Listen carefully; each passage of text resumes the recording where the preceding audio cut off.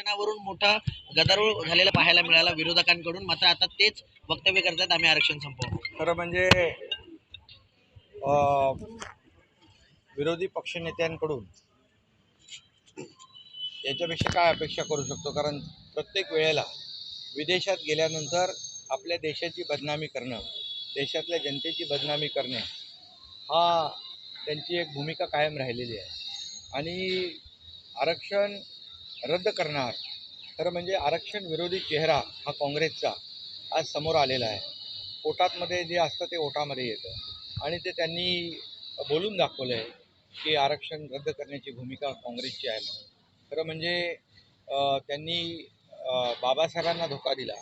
बाबासाहेबांना काँग्रेसने दोनदा धोका देऊन पराभूत केलं आणि जे बाबासाहेबांना धोका देऊ शकतात ते आरक्षणाला कधीही धोका देऊ शकतात.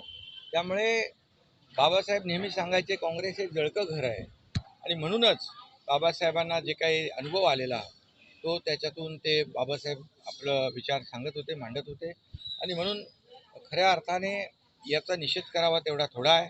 बाबासाहेबांनी आणि संविधानाने दिलेलं जे आरक्षण आहे हे आरक्षण कायम राखण्यासाठी महायुती सरकार, NDA सरकार, पूर्णपणे केंद्र सरकार, राज्य सरकार या आरक्षणाच्या पाठीशी आहे.